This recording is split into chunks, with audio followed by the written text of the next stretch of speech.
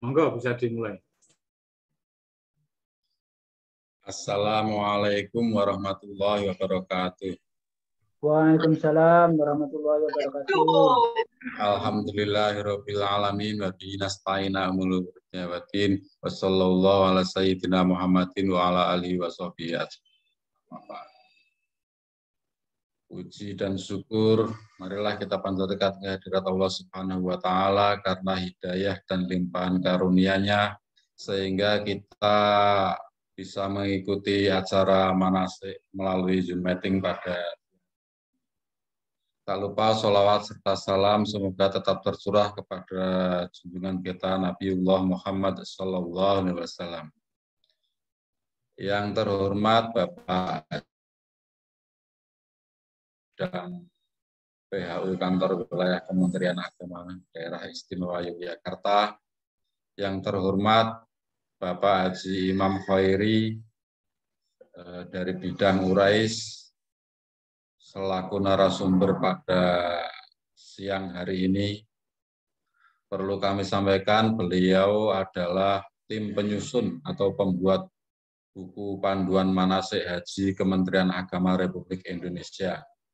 Jadi buku-buku manasik yang dipelajari atau diberikan dari Kementerian Agama kepada calon jemaah haji itu beliau salah satu penulisnya.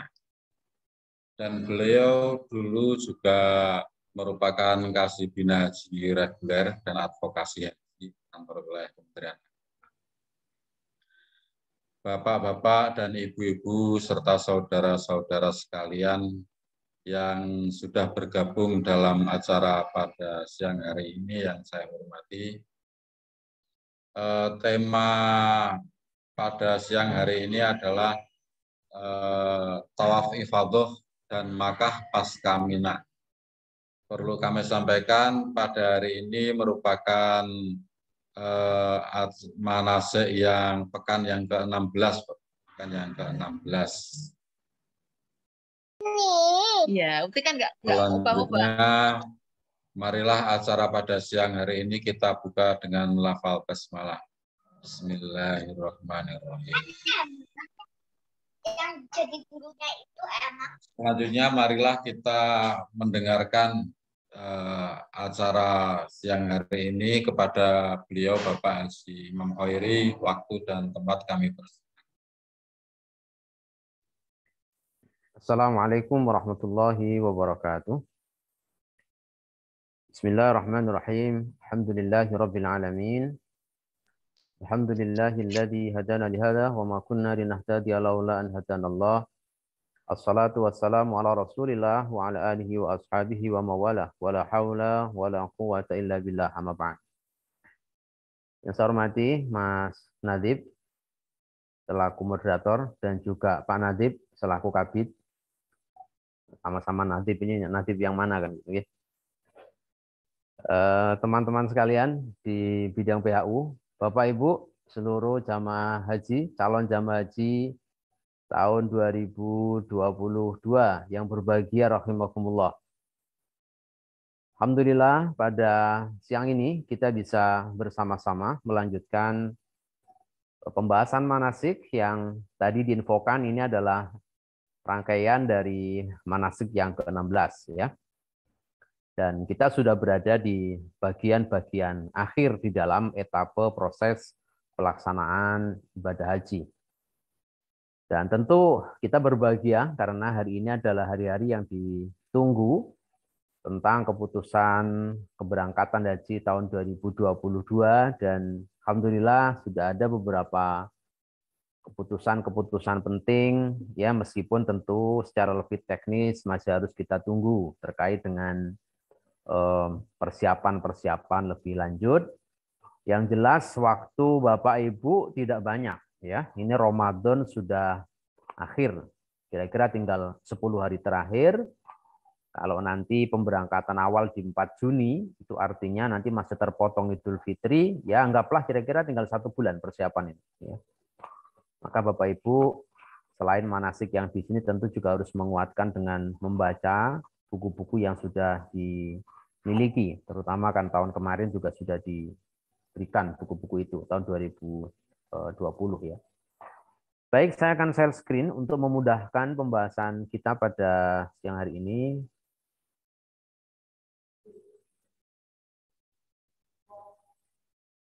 Ya, tema kita adalah tawaf ifadah, ibadah dan layanan di Makkah pasca Armina. Ada yang menyebut Armina, ada yang menyebut Armusna, ya intinya sama saja, Arafah, Musdalifah, dan Mina. Oke. Bapak Ibu rahimakumullah, kalau kita sudah bicara tawaf ifadah, ini berarti rangkaian Arafah, Musdalifah, dan Mina ini dalam alur normal yang dilakukan mayoritas jamaah haji, ini kita sudah berada di bagian-bagian akhir. Ya, di bagian akhir. Dari Mina, ingat Bapak Ibu ya, kita review sedikit. Di Mina, ini ada jamaah yang meninggalkan Mina pada tanggal 12 Dzulhijjah, yang disebut dengan nafar awal. Ada yang meninggalkan Mina itu pada tanggal 13, disebut dengan nafar tsani. Nah, lalu setelah dari Mina kemana? Bapak Ibu, nanti dari Mina, dari tenda Mina akan difasilitasi dengan bis yang disiapkan bagian transportasi Arab Saudi sana, itu akan dibawa kembali ke hotel Bapak Ibu, tempat yang selama ini dipakai menginap di Mekah. Ya, ini gambarannya saja ya. Nah, tahun nanti Bapak Ibu akan dapat di hotel mana, tentu kita belum bisa bicara, karena Mekah ini juga banyak, ini beberapa tempat ya. 2019 seluruh DIY ini ada di Jarwal, ini bagian atas ini ya. Lalu di sini yang bagian kanan atas ada di Shisah, ini dekat dengan Mina ini. Kemudian ada Raudhah ya, ada juga di Mahbasdin, ada juga yang berada di Aziziyah, ada yang di Raibakhes, dan juga ada di Misfalah. Ini adalah titik-titik yang dulu dipakai tahun 2019 ya. Ini adalah haji terakhir ya 2019, tempat di mana jamaah kita ini tinggal. Dengan asumsi dulu ini 100 ya. Kalau sekarang angkanya 50% kurang lebih ya, tentu kemudian mungkin tidak semua ditempati. Kita tidak tahu dan belum tahu. Nanti tentu akan dinormasikan. Nah, kesinilah Bapak Ibu akan dibawa atau akan dibawa kembali dari Mina. Tergantung tempatnya masing-masing, yang di Jarwal balik ke Jarwal, yang di Miswalah dibalikin ke Miswalah, kembali ke hotel masing-masing. Nah, setelah sampai di hotel, jamaah disarankan untuk istirahat terlebih dahulu untuk persiapan tawaf ifadah. Ya. Kenapa? Karena dari Mina, proses Arafah, Musdalifah, Mina, itu proses yang menguras energi luar biasa.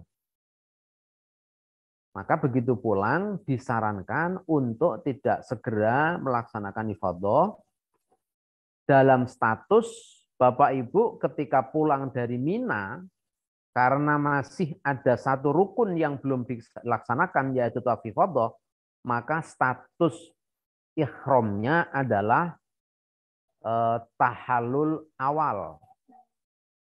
Jadi sudah berstatus tidak lagi dikenai larangan-larangan ihram, tetapi masih ada satu yang tidak boleh dilakukan. Apa itu?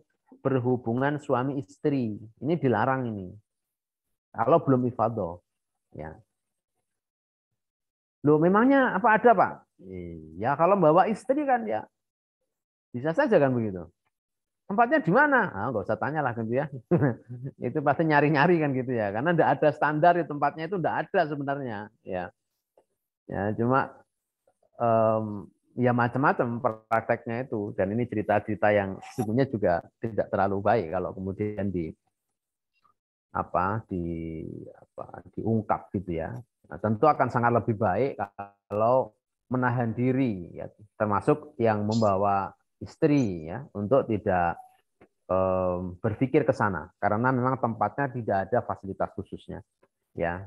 bahwa kemudian ada yang bisa yaitu komunikasi dengan teman-teman sekamar lah biasanya begitu. Nah, masih ada larangan itu. Yang lain sudah tidak ada larangan. Artinya boleh memakai pewangian, sudah boleh mandi dengan menggunakan sabun, boleh bercukur dan sebagainya ya. Karena sudah tahallul awal. Di mana tahallul awalnya? Ketika di Mina. Jadi setelah melaksanakan lempar jumrah akobah tanggal 10 plus bercukur di Mina.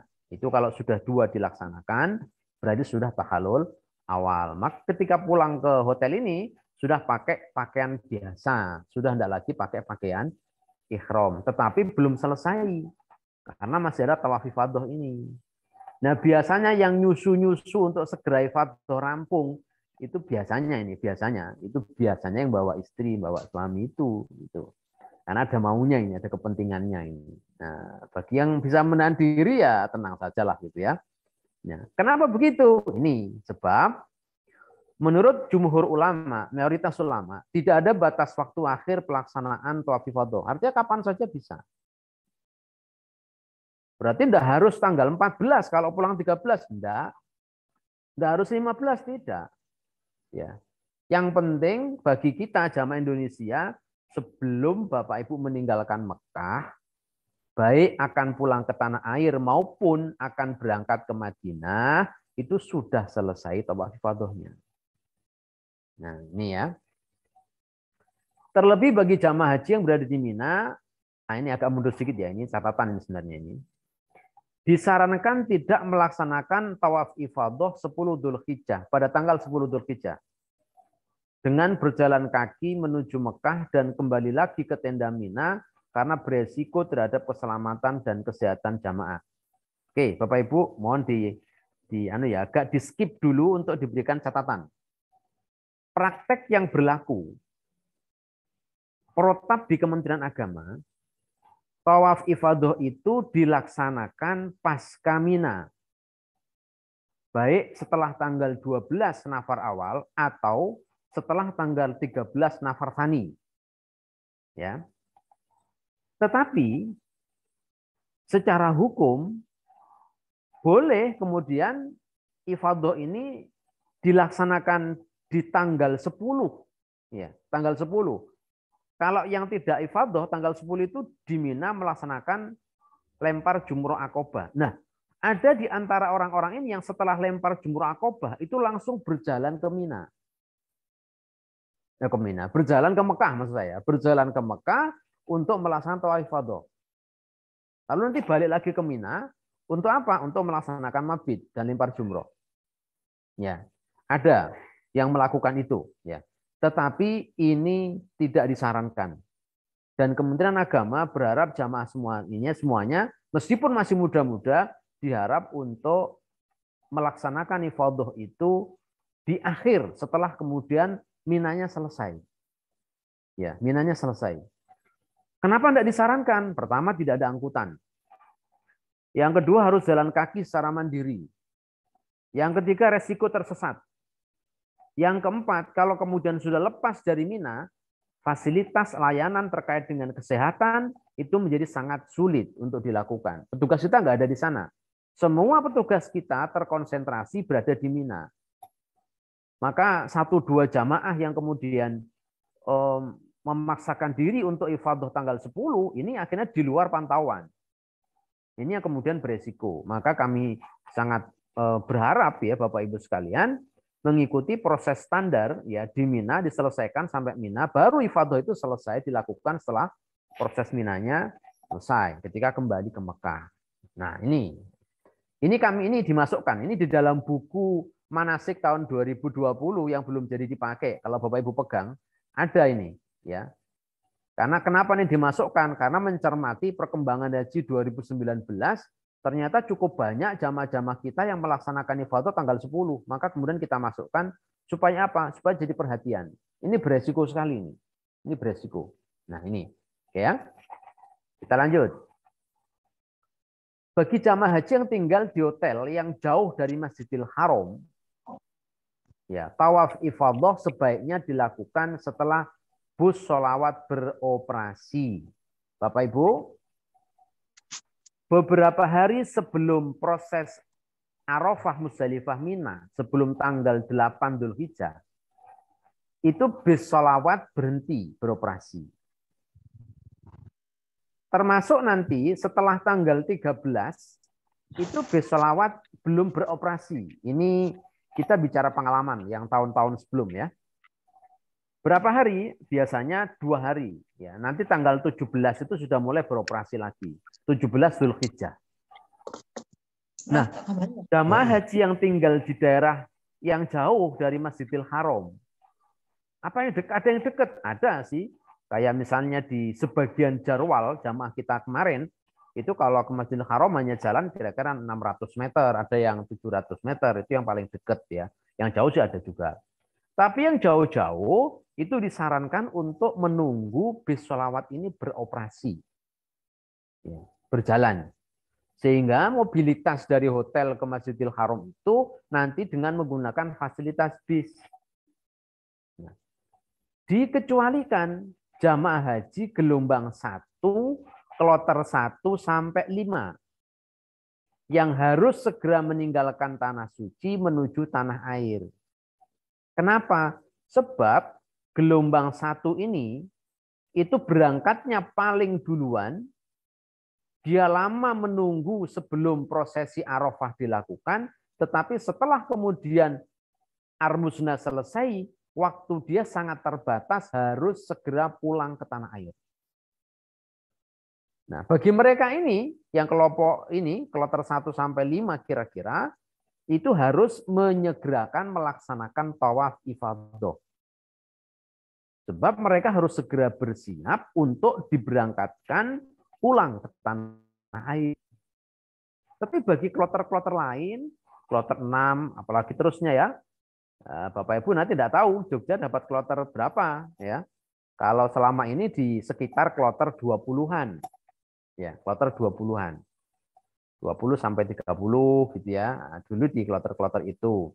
Tahun 2020 kita juga sudah pernah rembugan dengan Kanwil Kemenak Semarang ya.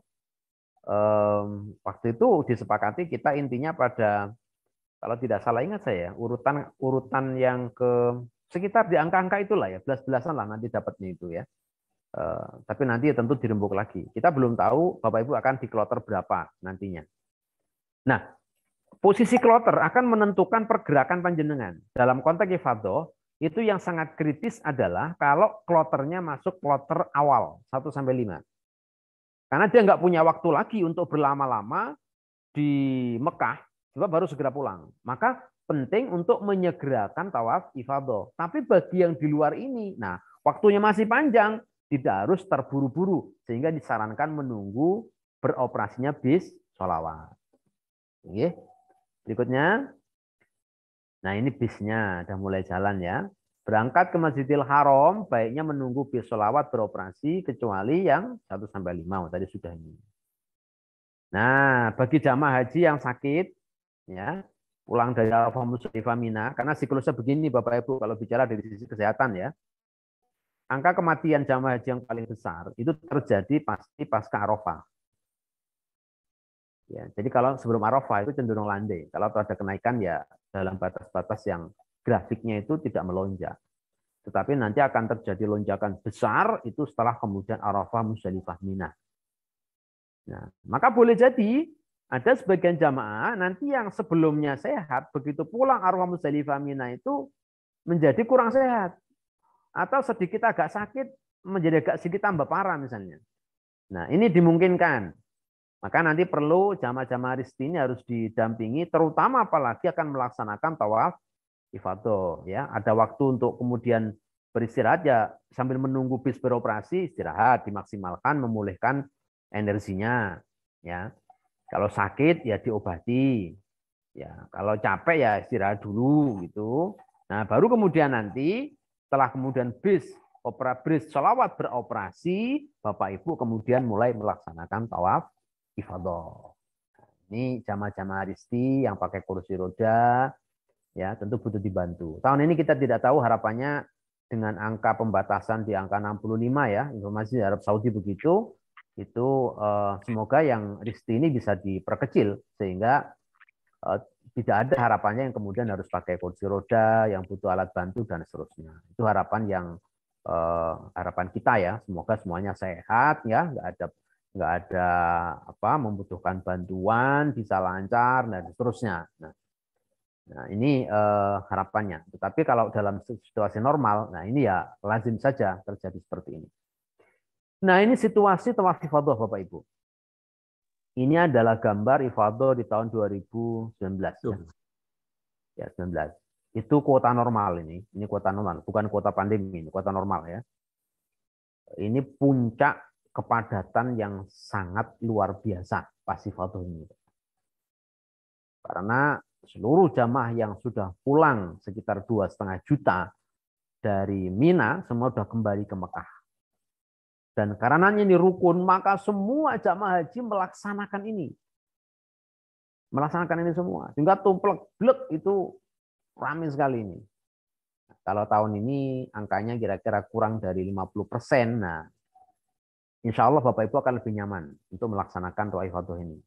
Insya Allah tidak akan seramai ini. Ya, tidak akan sepadat ini. Tapi kalau dari jauh kelihatan, kayak gimana ya gitu ya, padat banget gitu ya. Tapi biasa aja. Kalau jangan sudah masuk di dalam sini, itu ya biasa saja sih gitu ya. Ya mepet-mepet gitu ya biasalah dalam batas-batas karena banyak orang. Tapi ya biasa saja. Ya. Biasa saja. Jadi kalau jangan dibayangkan, kayak gitu ya. Itu terus gimana gitu ya, nggak gimana-gimana gitu ya. Nanti Bapak Ibu rasakan saja kan. Jadi tidak ada masalah gitu ya. Jadi ya masuk-masuk aja lah. Cuman memang ketika kemudian kondisi seperti ini, Bapak Ibu, kita sangat sulit untuk tawaf itu dekat dengan Ka'bah. Sulit di sini. Bahkan saya pengalaman pernah mengalami sudah tidak mungkin masuk ke sini karena ditutup. Jadi kalau sudah penuh kapasitas ini ditutup oleh askar, seluruh jamaah dinaikkan ke lantai atas. Ya, lantai atas biasanya lebih longgar. Cuma lantai atas itu lingkaran terluar. Lingkaran terluar dari area matof ya, tempat keliling Ka'bah ini. Sehingga Bapak Ibu kalau di area lantai atas itu jarak putarannya itu berlipat-lipat lebih panjang ketimbang kalau di sini. Nah, kalau bisa masuk di sini apalagi dekat dengan Ka'bah, ini kan dekat ya. Mutarnya itu sedikit itu.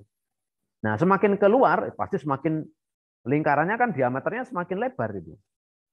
Nah, kalau yang di lantai 2, lantai 3, lantai atas itu ya, tentu itu lebih lebar lagi karena di ujungnya itu mutarnya. Cuman lebih longgar, ya, cuma lebih longgar. Nah, ini. Tawaf ifadah dilaksanakan setelah jamaah haji pulang dari Mina 12 Dzulhijjah bagi nafar awal atau 13 Dzulhijjah bagi nafar tsani. Nah, suasana sangat padat. Nah, kira-kira seperti ini gambarannya. Jamaah haji lemah, lansia, dan risti dianjurkan melakukan tawaf ifadah menggunakan kursi roda atau dengan skuter metik. Bapak Ibu, nanti di lantai 3 itu ada fasilitas sewa skuter metik, Bapak Ibu. Ya, dipakai untuk jamaah, terutama ini yang lemah, sakit, lansia, risti, kalau harus keliling di tempat tawaf sedemikian padat dan mungkin lingkarannya ada di bagian luar itu sangat berat, maka sudah ada fasilitas untuk menggunakan kursi roda ya yang pakai jasa dorong atau skuter metik. Mana yang lebih murah? Lebih murah pakai skuter metik. Karena tenaganya tenaga mesin itu. Ya. Ada yang double seat, jadi ada yang satu nyupir, yang satu duduk, ada yang satu seat, jadi ya nyupir sendiri. Ini satu paket tawaf dengan sa'i.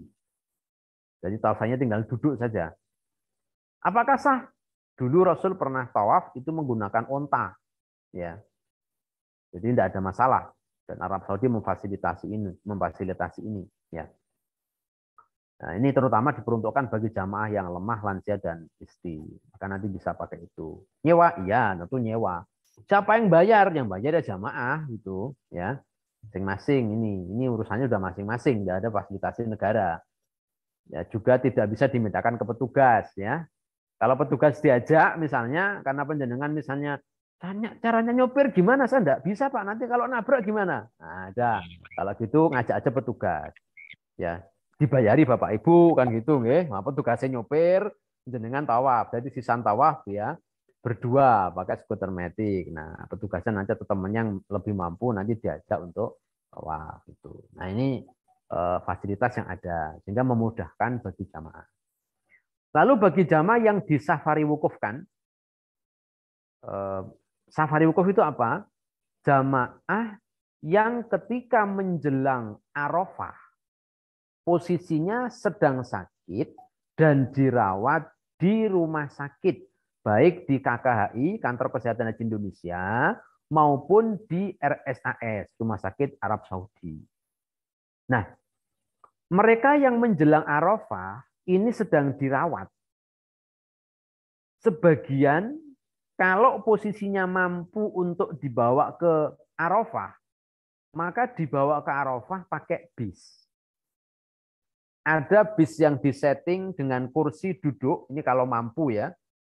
Ya, jamaahnya nanti duduk, mungkin ada yang sambil diinfus ya, sambil bawa infus itu. Ada yang kemudian satu bis itu diisi dengan bed baring.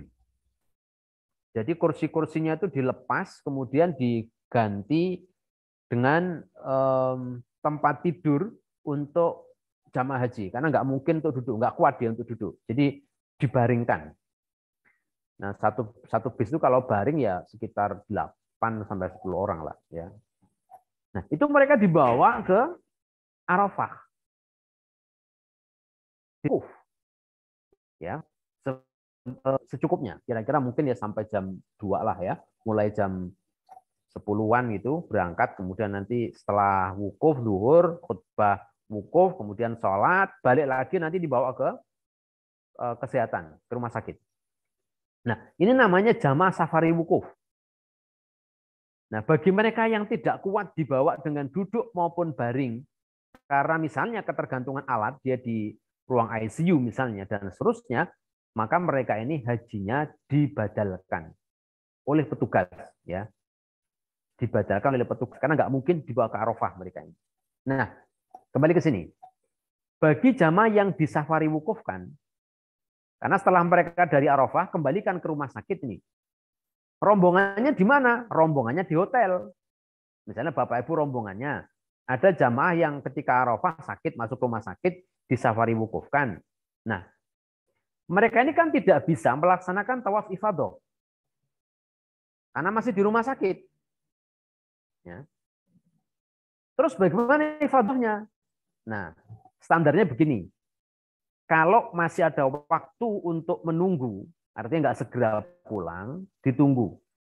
Siapa tahu 1, 2, 3 hari pasca Mina kembali ke hotel, yang bersangkutan kembali sehat dan kembali ke kloter. Kalau kembali ke kloter, maka nanti bisa dibantu untuk tawaf ifadah. Mungkin didorong pakai kursi roda. Tetapi kalau kemudian menjelang pulang, misalnya 2 hari menjelang pulang, yang bersangkutan masih dirawat di rumah sakit, maka tawaf ifadahnya dibadalkan. Ya.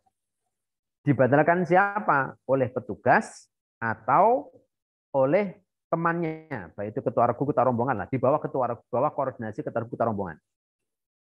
Ya, dipastikan hajinya selesai. Dan yang bersangkutan tahalul tsani dengan melaksanakan ifadah ini.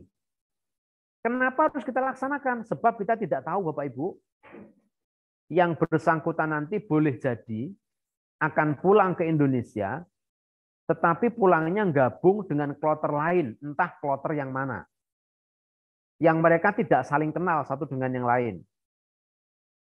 Dan karenanya kemudian ya hampir tidak dimungkinkan untuk lagi bicara tentang ifadah ini bagi yang bersangkutan. Nah, sementara di rumah sakit juga tidak akan mungkin dibawa untuk melaksanakan ifadah. Maka kembali tugas ini di kloter. Atau kemudian, alhamdulillah ya, lalu ada jamaah yang akhirnya kemudian tidak pulang. Ya. Atau pulang pasca operasional selesai. Ada juga itu. Semua jamaah sudah pulang ke Indonesia, dia belum sembuh, masih di rumah sakit. Ada. Lalu dipulangkan menyusul, diantar petugas kita. Ada juga. Ifadohnya bagaimana? Nah, kalau nggak dibatalkan, ini problem ini. Sampai Indonesia nggak ifadoh nanti. Nggak takhalusani kan ini. Nah, ini. Maka nanti dibatalkan. Ya. Jamaah lansia. Ini tambahan ya tentang badal ifadoh tadi ya, bahwa itu secara hukum ini diperbolehkan. Ya. Dengan syarat apa? Ini syaratnya di bawah ini. Dalam kondisi makdub. Makdub itu bahasa Arab ya ini. Orang sakit berat yang secara medis tidak mungkin diharapkan kesembuhannya. Jadi ada beberapa yang kemudian menganggap ini boleh tawaf badal ifadah ini kalau makdub. Orangnya memang kondisinya berat. Ya. Atau kita juga nggak tahu nih, sembuh kalau sembuh kapan dan sebagainya juga nggak tahu lah gitu ya. Kondisinya kita juga nggak bisa pantau. Ya. Alasannya lagi apa? Kenapa boleh? Oh ya, aja dibatalkan seluruhnya boleh, apalagi sebagian rukun ya tentu lebih boleh. Itu sebagian ulama berpendapat begitu. Nah, ini maka yang dilakukan adalah dengan melakukan badal ifadah bagi jamaah-jamaah tertentu. Ini sa'i Bapak Ibu. Setelah ifadah kemudian sa'i, setelah tawaf. Ya, tawafnya apakah beda? Sama. Ya. 7 kali putaran dengan syarat ketentuan berlaku sebagaimana yang berlaku di dalam tawaf.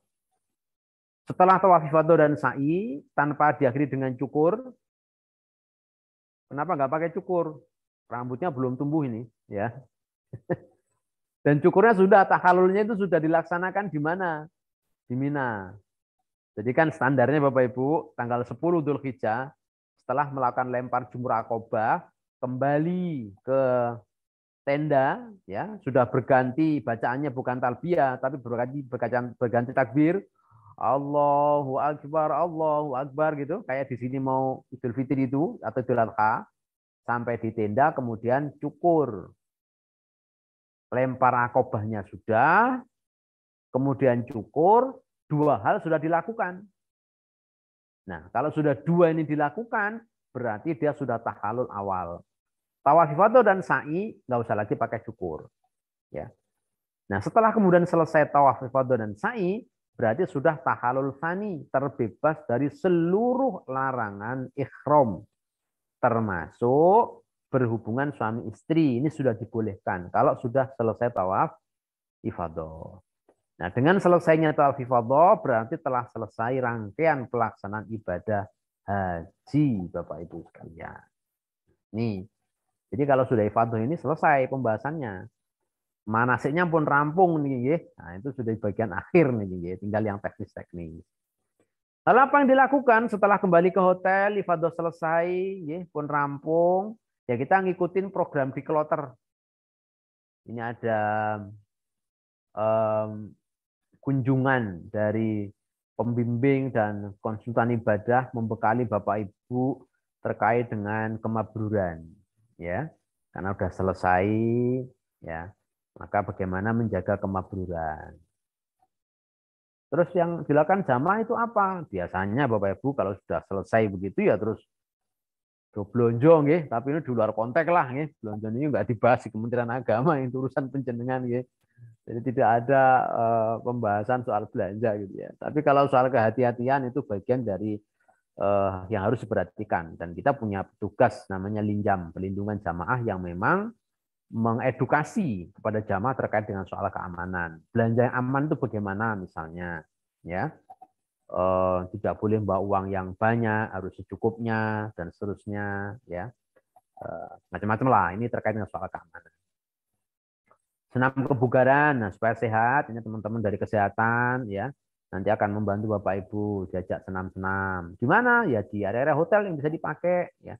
Kalau di Mekah kan lapang Bapak Ibu. Di Mekah itu hotelnya salah satu syarat untuk kita mau mengontrak hotel di Mekah itu syaratnya harus ada aula, ruang pertemuannya. Ya. Kalau di Madinah memang enggak. Ya, sulit untuk memenuhi itu. Kalau di Mekah itu pasti ada aulanya. Biasanya besar, ya, karena kita sering pakai untuk pertemuan-pertemuan, pembinaan-pembinaan itu dipakai. Nah, ini kalau di Mekah. Kemudian visitasi jamaah, ini bagi teman-teman di kesehatan akan datang kepada Bapak Ibu yang sedang sakit, ya, dikunjungi, dikarohke, ya, bagaimana perkembangannya, ya, tetangganya juga begitu, teman-teman yang lain mensupport supaya kemudian sehat. Biasanya kalau sudah selesai haji ini itu sudah apa ya, bebannya itu sudah selesai lah ya, sudah selesai. Nah, jadi sudah tinggal melaksanakan sunnah-sunnah berikut-berikutnya yang sifatnya tidak ada kaitan langsung dengan ibadah hajinya. Pengobatan dan rujukan yang sakit ya diobati, dirujuk ke rumah sakit kalau ada yang sakit ya. Konsumsi Bapak Ibu pasca haji nanti ada jatah konsumsi yang akan diberikan dengan hitungan tertentu. Kita belum tahu hitungannya berapa tahun ini. Maka nanti kalau toh manasik ini selesai Bapak Ibu, majelis ini tetap penting supaya nanti teman-teman dari bidang PHU bisa menginformasikan penjenengan terkait dengan kebijakan-kebijakan teknis. Karena hari ini kita belum bisa membicarakan itu. Misalnya, akan dapat makan berapa kali, makannya jam berapa, ya. Itu belum ada hari ini, belum bisa kita sampaikan karena kepastiannya belum ada. Nanti Bapak Ibu tinggal di hotel mana, di kloter berapa, ya. Siapa ketua regunya, siapa ketua rombongannya. Setelah ada kloter nanti berangkatnya tanggal berapa, ya. Kapan kopernya diterima, isinya apa dan sebagainya, itu masih teknis, masih banyak yang harus dibahas. Ini semuanya berdasarkan pada informasi tahun-tahun sebelumnya. Dengan akan mendapatkan jatah konsumsi sampai batas maksimalnya, ya. Lalu yang wafat nanti ya dimakamkan kalau ada yang wafat ini di Mekah ini ya, di pemakaman Mekah di Ma'la ini. Kemudian persiapan meninggalkan Mekah. Nah, setelah kemudian selesai semua proses, Bapak Ibu ibadah hajinya selesai, belanjanya juga sudah selesai gitu ya Bapak Ibu ya. Sangune ini pun dibelanjake, pesenan ini pun ditotok, maka dimasukkan ke dalam koper. Terus kopernya ditimbang. Kenapa? Sebab kopernya itu ada batas maksimal bobot beratnya. Kapan ditimbang? 2 kali 24 jam sebelum pesawatnya take off. Nanti akan ada pengumuman dari ketua kloter. Bapak Ibu, tanggal sekian, jam sekian, semua koper harus sudah berada di lobi untuk ditimbang. Nanti yang nimbang dari bagian penerbangan. Kalau pakai Saudia ya Saudia, kalau Garuda orang Garuda. Ya, itu yang nimbang. Kalau kelebihan bagaimana? Kalau kelebihannya disuruh mengurangi, dibongkar-bongkar. Ya. Dan sebab itu Bapak Ibu perlu dipersiapkan. Kalau memang belanjanya banyak banget gitu, maka sebelum kemudian kepulangan, yaitu dikirimkan lewat jasa pengiriman. Itu aman, lebih aman itu. Nanti Bapak Ibu nyampe rumah, barangnya udah nyampe. Karena kalau kemudian kelebihan, ya kemudian nggak bisa dibawa, eman-eman, akhirnya dibuang. Biasanya Bapak Ibu setelah kemudian penimbangan itu cukup banyak barang yang barang-barang sitaan itu jumlahnya banyak itu, ya yang nggak bisa dibawa, apalagi di bandara. Nah di bandara itu kan kadang-kadang orang masih pating kerentil ya, dia masih membawakan yang dibawa itu tas tenteng sama tas paspor yang kecil itu, tapi masih membawa lagi tas jinjing, ini itu. Biasanya sama penerbangan semuanya nggak boleh dibawa kecuali hanya membawa yang ada di dada itu, tas paspor itu sama tas tenteng yang beratnya 7 kilo itu. Selebihnya suruh ninggal. Kalau masih bisa masuk di tas itu suruh masukin. Tapi kalau kemudian nggak bisa ya ditinggal semua. Itu barang-barang yang kemudian tidak bisa dibawa di bandara itu menggunung, Bapak.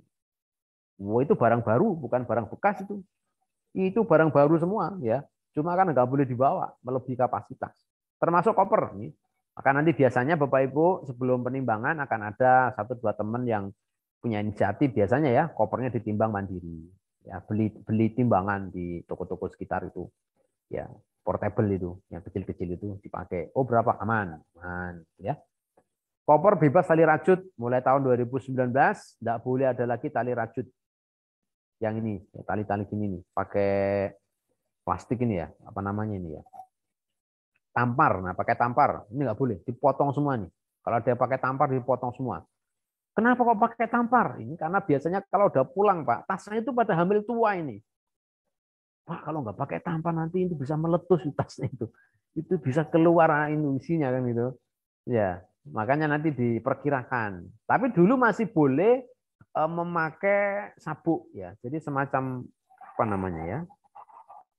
Dari kain tapi bukan dari tampar ya, dari kain kemudian bukan, diperbolehkan pakai lakban boleh Pak.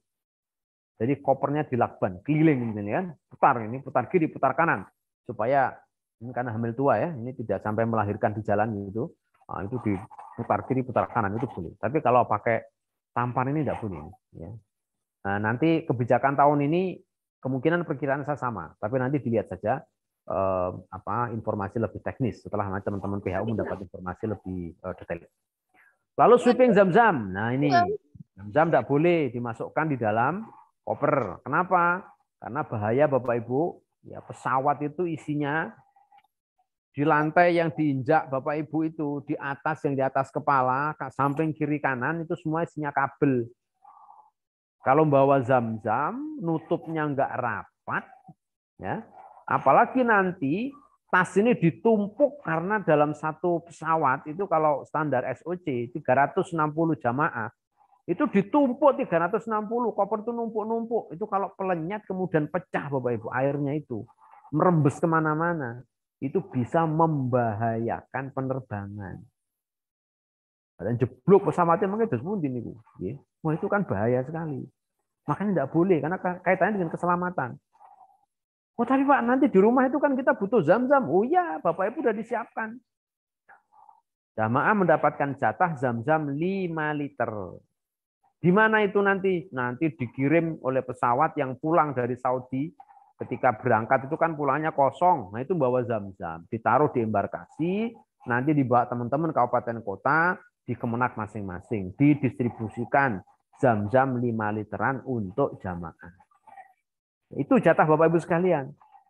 Tapi tamu saya banyak Pak, kurang. Ya. Di sini, di Indonesia banyak itu Bapak Ibu, orang jual zam-zam. Tapi katanya banyak yang palsu Pak. Ah, sudahlah, nggak usah dipikir gitu ya. Palsu nggak palsu, kita juga tidak tahu kan gitu. Nah, nanti kalau masih kurang juga, nanti zam-zamnya dimasukin sumur ya. Masukin sumur, nanti baru satu sumur jadi sumur zam-zam. Tapi itu KW-KW. Ya. Jangan Bapak Ibu ya. Jadi yang ada itu dimanfaatkan dengan baik. Nah kalau mau pulang bawa zam-zam, apakah boleh? Boleh, tapi ya cuma sebotol-botol untuk sekedar minum. Ya, kalau dimasukin tas itu bahaya Bapak Ibu, nggak boleh. Ya. Nah ini saya maksud, ini kemarin masih boleh pakai ini ya. Jadi pakai semacam namanya apa ini ya, sapu lah mungkin ya bahasa kita sapu ya. Ikat pinggang, bukan ikat pinggang, ikat untuk koper ini, tapi tidak pakai tali rajut. Kemudian dikelompokkan menurut rombongan. Nah, ada tulisan-tulisan ini. Nanti diatur dari kementerian terkait dengan tulisan ini pedomannya seperti apa. Untuk memudahkan pengelompokan rombongan. Jadi gampang. Berapa ini? Oh, sudah 45. Oh, genep. Nah, itu ngitungnya gampang. Nah, ini Bapak Ibu, ini sweeping zam-zam ini. Zam-zamnya pada dibongkar-bongkar tasnya dibongkar karena ada zam-zamnya. Kelihatan kalau di X-ray kan? Wah, ini. Ini. Dirajut pakai lakban gitu ya. Wah ini mau ketahuan juga kan dia keluarin ditinggal tewas tas kita nanti kacau balau Bapak Ibu, kopernya bisa mawut-mawut itu gara-gara zam-zamnya dikeluarkan. Biasanya gini nih kan sudah dirajut begini, dimasukkan sarung, dibuntel dengan kain ikhram. Kain ikhramnya ini udah dipakai tawaf loh Pak ini gitu ya, pakai kain ikhram taruh di bawah gitu. Ya, di X-ray ketahuan juga itu ada airnya Bapak Ibu ya. Tetap aja kemudian dibongkar. Akan nanti tolong untuk taat ya. SOC terkenal dengan ketaatannya. Di Jawa Tengah itu baik. Jadi insya Allah Bapak Ibu ya dicukupkan zam-zamnya itu di sana. Ya, nanti kalau pulang Pak, tolong Pak didoakan pakai zam-zam. Bapak Ibu saya doakan semua. Kalau zam-zam nggak cukup, jangan bilang saja zam-zamnya sudah saya minum di Arab Saudi. Sekarang doanya ini, tinggal doanya. Zam-zamnya sudah kan gitu ya. Nah, sama 5 liter dibagi-bagi dikit-dikit gitu ya. Insya Allah itu barokah ya. Karena tidak pakai pelanggaran. Kalau pakai pelanggaran gini gimana mau mabrur ini? Hajinya belum pulang udah pelanggaran-pelanggaran ini kan. Jadi nggak nyambung nih sama hajinya. Mau mabrur kok pakai pelanggaran. Nah, terakhir tawaf wada. Tawaf dalam rangka berpisah ya dengan Mekah. Baik yang akan menuju Madinah maupun yang akan pulang ke Indonesia. melaksanakan tawaf wada, kecuali wanita-wanita, ibu-ibu yang masih usia subur yang sedang dalam keadaan menstruasi. Maka cukup nanti di pelataran masjid, kemudian pamitan, ya, dari luar, nggak usah masuk ke dalam, ya, nggak usah tawaf, ya, itu sudah diperbolehkan. Tawaf wada. Nah, catatan persoalan ini penting. Wanita usia subur yang masih haid, dia ini setelah dari Mina dalam keadaan haid. Haidnya belum selesai, ada mungkin kemungkinan ini belum selesai, ternyata harus segera pulang. Bisa pulang ke Indonesia, bisa harus meninggalkan Mekah menuju ke Madinah. Kalau gelombang 2 ya. Gelombang 1 pulang ke Indonesia. Gelombang 2 itu ke Madinah. Padahal belum selesai haidnya. Hubungannya apa, Pak? Sebab tawaf itu ya, itu mensyaratkan harus suci, tidak boleh dalam keadaan haid. Tapi segera pulang. Ini gimana kan gitu. Nah, maka ada beberapa alternatif solusi hukum. Pertama, menunda tawaf dan menunggu sampai suci. Catatannya, jika dia memiliki cukup waktu. Misalnya, masih ada 6 hari lagi. Sekarang masih haid. Ya udah Bu, tunggu. Tunggu. Nanti siapa tahu 2-3 hari selesai. Suci. Baru setelah suci, ifadah. Ya, tapi kalau ternyata, misalnya, besok sudah pulang, hari ini belum juga suci, maka hari itu mengambil langkah untuk segera mengambil langkah yang lain. Ya. Ini yang ketiga nanti ya. Yang keempat. Ya. Yang kedua, meminum obat sekedar untuk memampatkan. Memampatkan itu bahasa apa ya? Mampet ya bahasa Jawanya ya. Mampet itu kalau di Indonesia kan ya ini ya mampat gitu ya. Darahnya udah enggak keluar maksudnya. Ya, jadi menjadi ini. Saya enggak tahu ini secara medis mungkin apa enggak nih. Nanti mungkin ada teman-teman dari dokter yang bisa ngasih informasi nih. Dalam keadaan sudah keluar bisa enggak dihentikan di tengah itu? Karena biasanya kalau minum hormonal kan ada siklus rutin yang harus dilakukan jam 6 tertib gitu. Ya, prakteknya kan banyak kemudian tidak tertib. Akhirnya kemudian pada kacau ya. Sebagian ada yang siklusnya kacau, ada yang kemudian macam-macam lah ini kasusnya ya. Ini nah.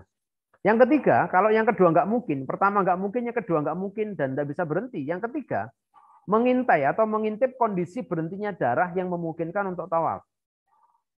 Mungkin ada jeda-jeda waktu yang dilihat ternyata udah nggak ada darahnya. Nah, kalau kemudian ketemu nggak ada darahnya, segera kemudian mandi, tutup rapat-rapat, pakai pembalut, berangkat ke Masjidil Haram, tawaf. Sa'i, tawaf sa'i. Nah, begitu pulang, kok masih keluar lagi?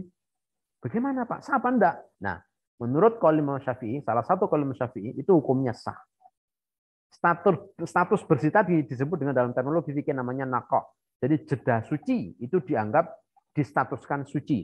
Bahwa setelahnya keluar lagi, ya sudah selesai, nggak perlu kemudian ada pengulangan. Yang keempat, kalau ternyata nunggu waktu enggak mungkin, minum obat juga tidak selesai, ditunggu jedanya juga nggak ada jeda keluar terus, gitu.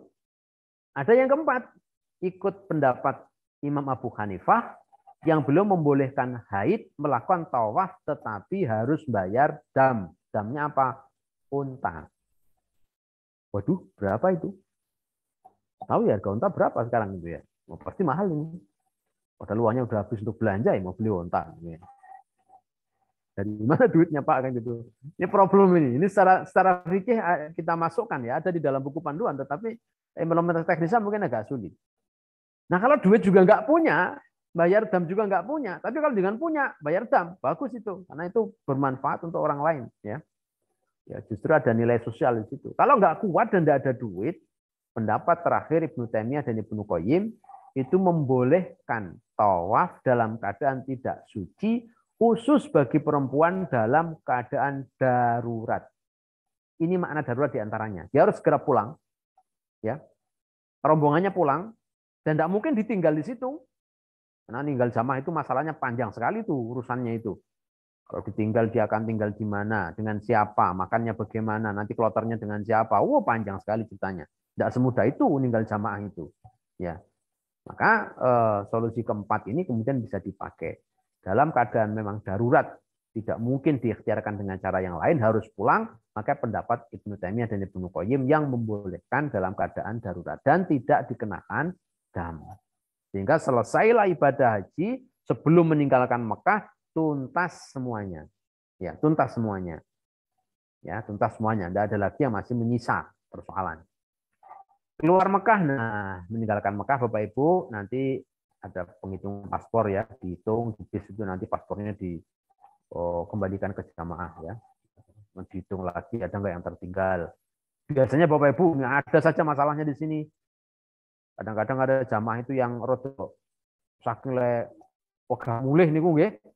Nah, niku mepet, saya mau tawaf wada. Misalnya nih, berangkatnya jam 8 pagi. Kalau jam 8 pagi berangkat, bisakan berangkat, selalu kita sampaikan, tawaf wada terakhir adalah Isya, pada Isya. Tapi ada ngeyel, Pak. Subuh masih ke Masjidil Haram. Setelah dari Masjidil Haram, ya selesai subuhan, maunya tawaf wada. Supaya kemudian begitu tawaf wada selesai itu sudah ada aktivitas, langsung berangkat. Dan dilalah misalnya, ya pas sampai di sana bingung nggak bisa pulang, atau kemudian terjadi kecelakaan, kakinya kejeliu kepleset gitu misalnya, bisa pulang. Temannya udah siap di bis semua, tinggal 1-2 orang nggak datang. Ini masalah. Maka nanti tolong Bapak Ibu ketaatan kepada arahan dari rombongan, ketaatan kepada arahan dari ketua kloter lewat karom-karom itu diikuti betul. Kapan terakhir melaksanakan tawaf wada? Jangan sampai kemudian mengambil resiko ya melaksanakan tawaf wada mepet-mepet dengan kepulangan yang kita tidak bisa menjamin 100% semuanya akan lancar. Siapa yang memastikan? Tidak ada yang bisa memastikan, Pak. Ya, ada banyak faktor gitu. Makanya kemudian harus mengikuti ketentuan. Nah, ini supaya semuanya lancar. Nah, ini yang berangkat menuju ke Indonesia ya. Ini gambar ini ada di Jeddah ini. Nah, ini di bandara bagi yang akan pulang. Ya. Nah, ini di imigrasi bandara. Ini yang bersiap untuk kepulangan di ruang tunggu kepulangan ya. Kemudian ya ini di bandara, ini di pesawat pulang. Nah, sudah pulang ini ya Bapak Ibu. Ini yang akan ke Madinah. Gelombang 2 ini akan berangkat menuju ke Madinah. Tahun ini masih sama kalau lihat dari RPH, rencana perjalanan haji yang Bapak Ibu saya kira sudah juga beredar di mana-mana. Tahun ini sekalipun kuotanya itu Indonesia mendapatkan di angka sekitar 100.000 sekian, itu Indonesia tetap kemudian dengan 2 gelombang. Gelombang 1, gelombang 2. Ya, gelombang 1 berarti nanti datang di Madinah, pulang lewat Jeddah, gelombang 2 datang di Jeddah, pulang lewat Madinah. Nah, nanti Bapak Ibu di mana pun pokoknya pasrah saja. Nanti teman-teman akan mengupayakan yang terbaik tentunya ya, dan semuanya baik, mau di belakang, mau di akhir, mau di tengah. Ya, semuanya sama-sama mendapatkan fasilitas layanan. Ya, hanya bedanya kalau berangkat awal, ya berarti pulangnya pasca Armina segera pulang. Kalau berangkat akhir, maka pasca Arminanya panjang, masih ada waktu yang panjang. Ini, jadi ya plus minus. Orang suka mana? Macam-macam Pak. Ada beberapa yang lebih memilih bahkan booking. Saya masuk di gelombang 2 saja. Ya. Tapi ada yang memilih gelombang 1. Nah, Jogja itu kebetulan biasanya di gelombang 1. Di kloter-kloter tengah, ya 20-an dulu itu. Karena sekarang kloter lebih sedikit, ya nanti tentu menyesuaikan. Bapak Ibu rahimakumullah, saya kira itu yang bisa saya sampaikan pembahasan pada siang hari ini. Nah, semoga bisa dipahami. Mohon maaf ya, mungkin beberapa hal karena harus merangkai-rangkai dengan yang kemarin ya. Harapannya Bapak Ibu ikutinya dari kemarin secara runtut, sehingga bisa disambungkan dengan beberapa info yang kemarin sudah disampaikan. Ya, karena ini saling berangkai-rangkai. Ya, saya kira itu. Terima kasih. Saya kembalikan kepada Mas Nazib. Monggo Mas Nazib.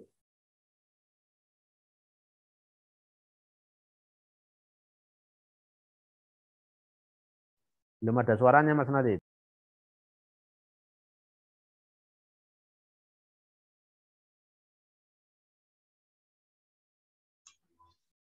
Pak Nadib suaranya belum keluar. Mohon maaf, matur nuwun kita sampaikan pada Bapak Ibu.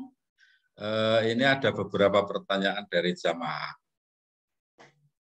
Yang pertama dari Pak Kodrat ini yang pertama untuk ya dari Pak Rion, untuk yang sakit, jamaah haji yang sakit, rukun haji dijalankan semua atau cukup wukuf di Arafah saja. Terus yang pertanyaan selanjutnya dari Pak Bagus, Niko, kapan pemanggilan jamaah dan pembentukan kelompok regunya? Nyun sewu Pak Imam, dalam aturakan menika di bidang haji pada saat ini sedang diadakan rapat pemberangkatan haji bersama dengan kabupaten kota, Pak. Bapak kasih kan kabupaten. Terus ada lagi pertanyaan Bapak, untuk jamaah mutasi ke Jogja, semua dikembalikan ke daerah asal untuk penentuan kuota per daerah atau tidak?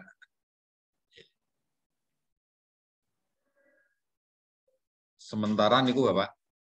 Yang baik, Mas Nadit, terima kasih. Ya. Jadi untuk yang hal-hal teknis ya, ini di sini ada siapa ya teman-teman dari PHU yang mungkin bisa memberikan jawaban ya, karena Agus Nur, mungkin Mas Agus Nur ada info ya terkait dengan misalnya jamaah mutasi tadi ya, terkait dengan soal kloter dan sebagainya. Ini sifatnya sudah sangat teknis. Intinya begini Bapak Ibu, kalau hari ini belum ada informasi, jadi tahapannya setelah kemudian penentuan kuota, lalu sudah ada besaran tentang berapa biaya yang ditetapkan, nanti akan ada keputusan menteri yang terkait dengan hal-hal teknis untuk persiapan haji di tahun ini. Mulai dari misalnya, sekarang kan bertanya, 65 itu terhitung dari kapan misalnya. Mestinya ada ketentuannya nanti yang akan berlaku. Terus siapa yang berangkat? Karena kan yang melunasi kemarin di 2020 itu di angka 3.000 sekian. Ini yang berangkat kan separuhnya. Ya. Nah, separuhnya itu siapa? Itu kemudian ada ketentuannya. Kloternya berapa? Kloter berapa nanti rembukan dengan Kanwil Jawa Tengah. Karena kita satu pemberangkatan dengan SOC dengan Jawa Tengah. Ya. Ini pasti akan ada musyawarah dengan teman-teman di Jawa Tengah. Kira-kira Jogja akan ditempatkan di kloter berapa misalnya. Nah, ini hal teknis seperti itu nanti akan dijelaskan lebih lanjut. Yang memang informasi semacam ini, yang teknis ini, itu pasti adanya di bagian akhir. Karena sekarang semua sedang bergerak cepat untuk bisa menyiapkan haji yang memang waktu rentang persiapannya sangat pendek ini. Termasuk diantaranya adalah itu, termasuk jamaah mutasi. Ya, mutasi nanti bagaimana? Ya, apakah jamaah mutasi itu statusnya status Jogja ataukah status asli daerah misalnya? Ya, karena itu kan dia punya kuota kan jamaah mutasi itu. Jadi kuota itu ketika pindah ke Jogja, kuotanya tetap pada kuota asli di daerah asal. Ya, mutasi itu mutasi apa? Bukan mutasi porsi, tetapi mutasi keberangkatan. Yang dulunya karena daftarnya misalnya di Jakarta atau di Sumatera lah ya, tugas di sana. Nah, sekarang udah mutasi ke Jogja orangnya. Nah, saya berangkat dari Jogja saja. Tapi status keberangkatan dia itu kan dari nomor urut yang ada di Sumatera sana. Nah, terus nanti kaitannya dengan pemberangkatan sekarang, yang kemarin sudah dinyatakan mutasi ke Jogja untuk keberangkatan, itu apakah kemudian berangkat tahun ini atau tidak? Nah, itu nanti kita tunggu keputusan teknisnya. Tetapi mestinya adalah itu nanti tentu ditentukan dari jumlah kuota sesuai ketentuan yang ada di daerah asal, gitu ya, dari daerah asal. Nah, mungkin itu yang beberapa yang sifatnya teknis ya. Saya kira hari ini kita belum bisa memberikan jawaban yang sangat pasti terkait dengan soal rencana-rencana ke depan untuk yang sifatnya teknis. Ya. Nah, untuk yang sifatnya ibadah, nah kalau ibadah ini standar, gitu ya, kita bisa bahas lah kalau ibadah. Begitu Mas Nadib. Ada yang tertinggal nggak pertanyaan tadi? Apalagi? Iya, menika yang terbaru Bapak. Kalau banyak sekali pertanyaan tentang teknis, kami sampaikan kepada jamaah untuk teknis ini pada siang hari ini. Kepala Bidang bersama dengan Kasihkan Kemenak Kota sedang mengadakan rapat terkait pemberangkatan haji. Jadi mungkin akan segera disampaikan terkait teknisnya. Ini ada pertanyaan mengenai tawaf ifadah, Bapak.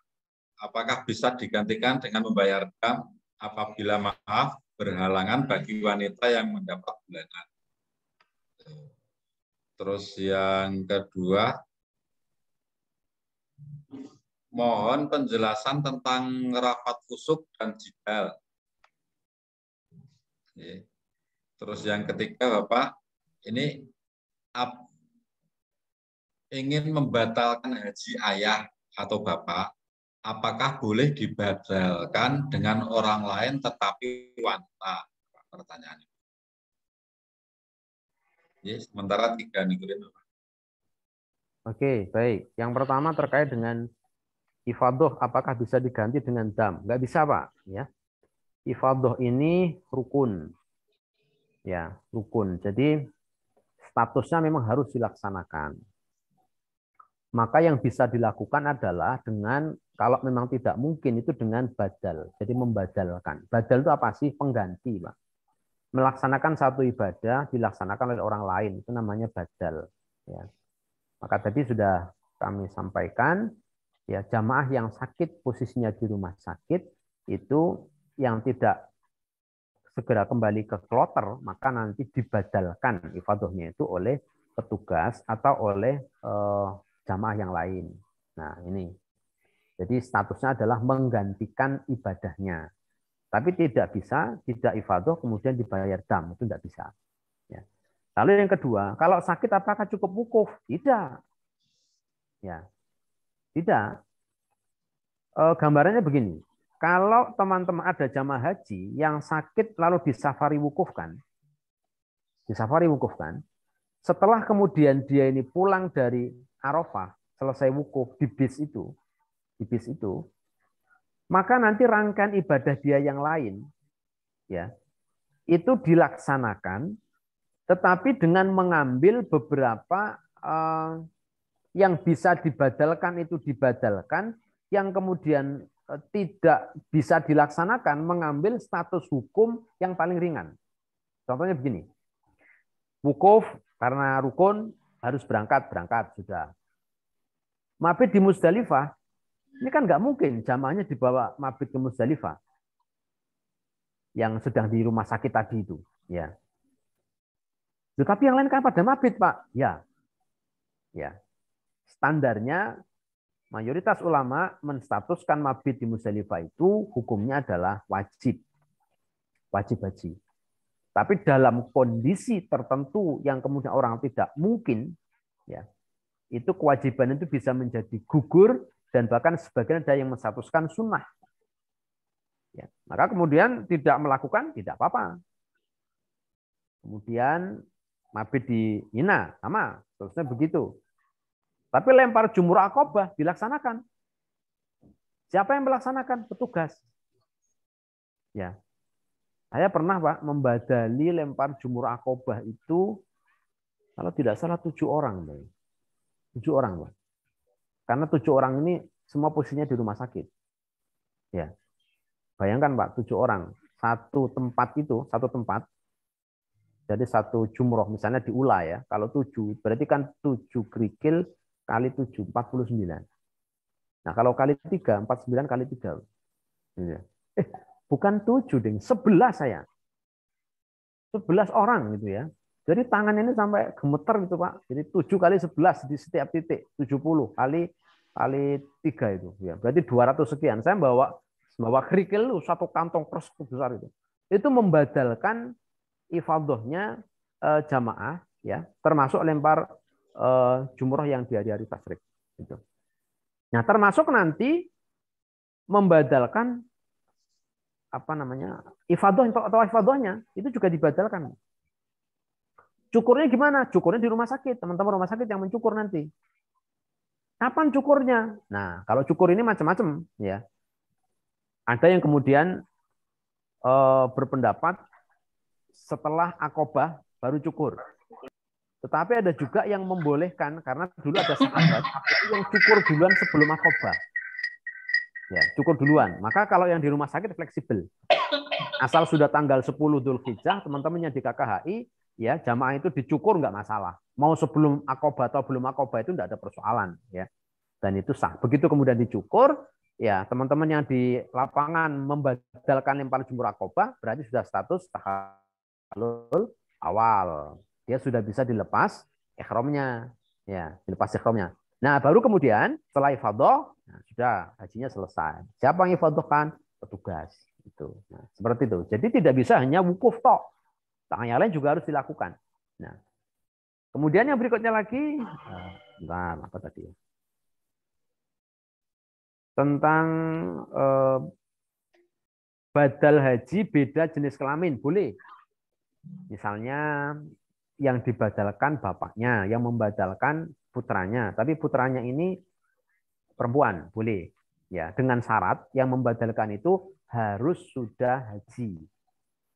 Kalau dia belum haji, maka hajinya menjadi milik hajinya yang bersangkutan. Maka badal haji itu syaratnya dilakukan oleh orang yang sudah pernah haji. Sehingga hajinya untuk orang lain. Nah, soal beda jenis kelamin, tidak ada masalah. Kemudian fusuk dan jidal, ini mungkin apa ya, penjelasan kali ya. Ya, fusuk itu berarti segala hal yang berkaitan dengan soal kemaksiatan. Jidal itu berkaitan dengan soal perdebatan, ya, konflik, yang sifatnya dosa-dosa lisan. Ya. Yang di haji itu Bapak Ibu, Masya Allah, memang ini diuji betul ya. Kalau kemudian menyebut la rafat wala fusuk wala jidal itu memang luar biasa godaannya di sana itu ya. Apalagi nanti kalau sudah di Arafah, di Musdalifah, di Mina, keadaannya capek, fisiknya lelah, ya, sarananya terbatas ya. Bayangkan Bapak Ibu, toilet saja, toilet ya. Toilet satu maktab itu ada 20 toilet. 10 untuk laki-laki, 10 untuk perempuan. Berapa orang itu yang menggunakan? 3.000 orang. Jadi 3.000 itu menggunakan 20 toilet. Ya. Satu orang, satu toilet berarti dipakai berapa? 150 orang rata-rata ini.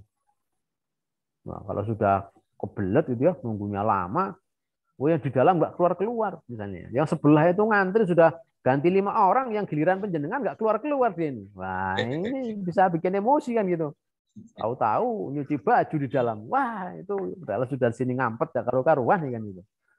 Maka kalau la rafat wala fusuk wala jidal itu ya memang tantangannya luar biasa di situ. Bagaimana kita bisa sabar betul itu. Nah, itu ya kira-kira begitu ya, secara umum lah. Tidak boleh ada perdebatan, tidak ada kata-kata yang jorok, tidak ada kata yang porno, tidak ada perbuatan-perbuatan maksiat, ya penipuan dan sebagainya, ya nyerobot milik orang lain, ya jatah makan temannya diambil, misalnya harusnya ngambil buah itu 1, ngambilnya 3. Wah, itu kena kontenan itu di Arafah bisa begitu, Pak. Misalnya kita petugas ya, apel itu jumlahnya itu cukup untuk semua jamaah. Tapi ada nggak kebagian? Pertanyaannya, apa dimakan jin? Nggak mungkin, Pak. Itu mesti ada yang ngambil lebih itu kan itu. Ini terjadi di lapangan, Pak, gitu. Apa nggak dosa kalau kemudian mengambil hak orang lain begini ini? Nah, kan pertanyaannya begini ini. Ya, fusuk-fusuknya di haji ini kira-kira begitu-begitulah gitu.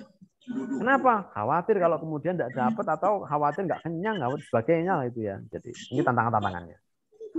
Gitu Mas Nadif, ye, monggo.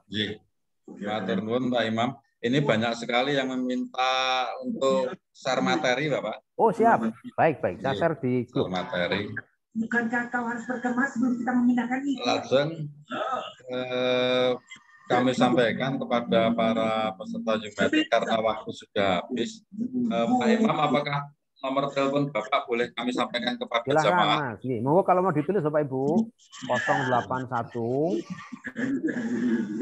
328 Mari sekarang kita 755 160. Ulang ya, 081 328 755 160. Oke, monggo kalau ada yang bisa dibantu nanti silakan kontak. Ini materi saya share ya, sedang proses ini. Saya upload di chat. Demikian ya materi pada siang hari ini. Saya kira sangat luar biasa penjelasan dari beliau Pak Imam, sudah sangat detail, sangat jelas. Mudah-mudahan kita semua mendapatkan ilmu yang bermanfaat barokah pada siang hari ini. Amin. Amin. Selanjutnya dari kami, apabila banyak kesalahan, kekurangan, kami mohon maaf yang sebesar-besarnya. Marilah acara pada siang hari ini kita tutup dengan membaca Bismillahirrahmanirrahim. Subhanakallah wa bihamdika asyhadu an la ilaha illa anta. Subhanakallah. Subhanallah. Zoom-nya jangan ditutup dulu Mas ya. Mas Nadib biar upload-nya selesai dulu ya. Nggih, Pak. Nggih. Upload belum selesai ini, Bang.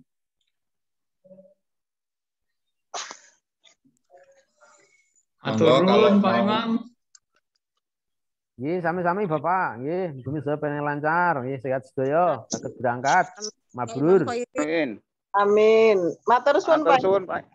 Doakan bisa berangkat ya. Amin, amin Bu. Daerah Tengah, mugi-mugi. Amin, amin, amin. Matur suwun Pak Imam. Sami Pak. Nggih. Nyuwun doanipun nggih. Amin, amin. Nggih. Nah, wis ya mau. Nggih. Pak Marwanto rawuh niki Pak Marwanto. Sudah terupload Mas filenya. Silakan Bapak Ibu kalau mau di download filenya. Monggo. Matur suwun Pak Imam materinya. Sampun nggih Bapak Imam nggih. Nggih, sampun Mas. Nggih. Dari kami billahi taufik wal hidayah. Wassalamualaikum warahmatullahi wabarakatuh. Waalaikumsalam warahmatullahi wabarakatuh. Warahmatullahi wabarakatuh. Pak Nazib, yang tadi terupload yang penting ya. Pak Nazib supaya yang lain nanti bisa download dulu, jangan ditutup dulu mungkin. J. Agar materinya pun terupload pengen download sudah bisa selesai dulu materinya. J. Di kolom chat Bapak. Kolom chat silakan dilihat di kolom chat. Kolom chat ada. Kok ada otak nih? Yang ketinggalan nih. Belum ada ya Mas? Ada yang wonten nggih? Ada cuman baru proses. Luar biasa siang ini Pak Imam pesertanya. Banyak. Dari luar Jogja banyak Pak Imam. Oh, alhamdulillah. Dari Jakarta juga Pak Imam. Dari Jawa Timur, dari juga ada yang mengikuti. Lama-lama seluruh dunia pada ikut Mas Nadib ini. Untuk kami atur ke Pak Imam, untuk YouTube-nya juga alhamdulillah antusias masyarakat dalam terlihat dari ininya. Mas Agus kemarin menyampaikan kepada kami. Alhamdulillah, semoga manfaat lah Mas. Amin. Assalamualaikum Mas Imam. Halo. J Bapak, monggo. Terpilih barang sisan pulang ora gelem. Ingat enggak sama saya Mas Imam? Wah, mboten ada gambare, sinten iki pangandikan nggih?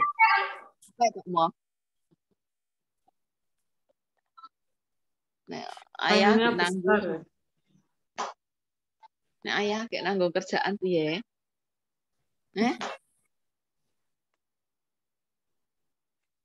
Insya Allah besok yang kesehatan nggih. Mohon monggo jika berkenan mengikuti. Yang dari EPA. Yang malam Ahad, Bu. Nggih, Pak Iman. Nggih. Ya, oke. Assalamualaikum Pak Imam. Materi belum diupload tak? Mohon diupload dulu. Sudah. Ampun Bapak, materi sudah bisa sudah bisa di-download itu di chat, sudah ada, sudah muncul. Sudah muncul dari Pak Imam. Dari Pak Imam langsung. Monggo di-download, kami tunggu Bapak. Filenya besar, downloadnya lama. J. Ada di kami, Pak.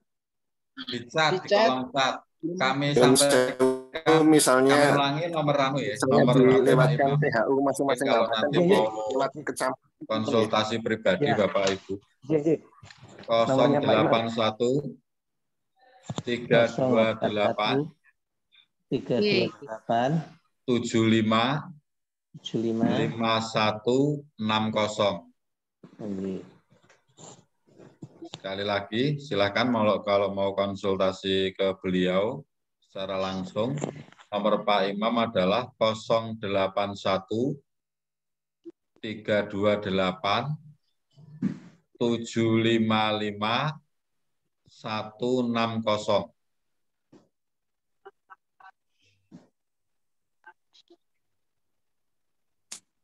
J, leres Pak Darsono itu sudah ada Pak Darsono.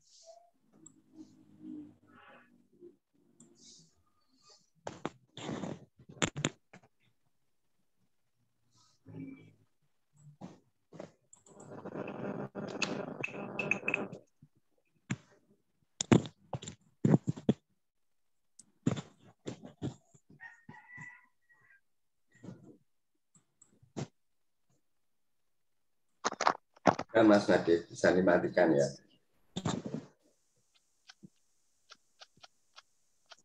Bisa dimatikan dimnya. Bentar Mas. Masih pada download ini.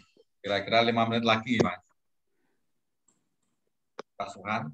Ya. 5 menit lagi, ya. Oke, ya. Makasih. Karena masih pada download materi, Pak Suhan. Ya, ini soalnya baru pada rapat, jadi tidak bisa. Ya Mas Adit, saya tunggu. Share di grup mancing, Pak. Materi sudah saya share di grup mancing. Oke, matur suwun, Bapak. Makasih, Pak.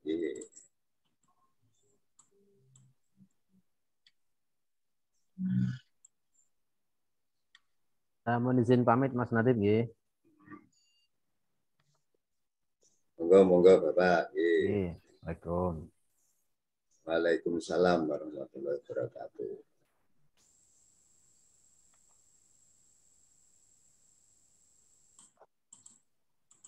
Masih rapat, Mas Wan?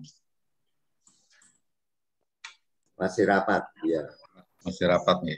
Masih, ya. Oke, kami sampaikan Bapak Ibu, saat ini rapat teknis pemberangkatan jamaah haji daerah istimewa Yogyakarta.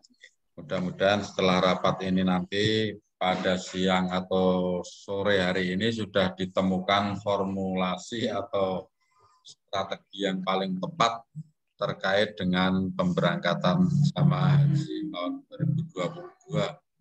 Karena yang kuotanya yang berubah dari tahun sebelumnya. Saat ini masih diadakan rapat seluruh pejabat di seksi PHU kantor Kemenak Kabupaten dan Kota bersama dengan kepala bidang dan kepala seksi kantor wilayah Kementerian Agama. Di ruang rapat saat ini masih berlangsung, sudah mulai dari tadi jam 1, bakdo Jumatan sudah mulai sampai saat ini masih belum selesai.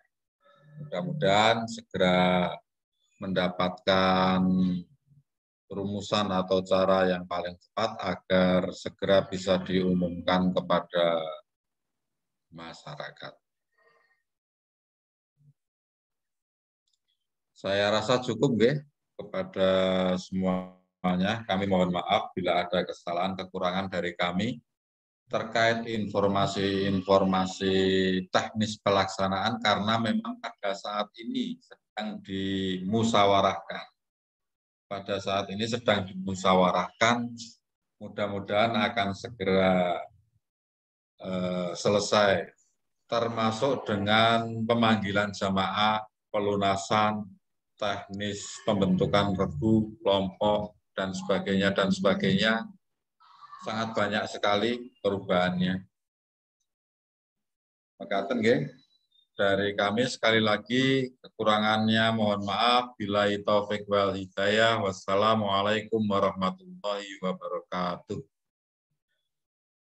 Saya rasa cukup Pak Subhan.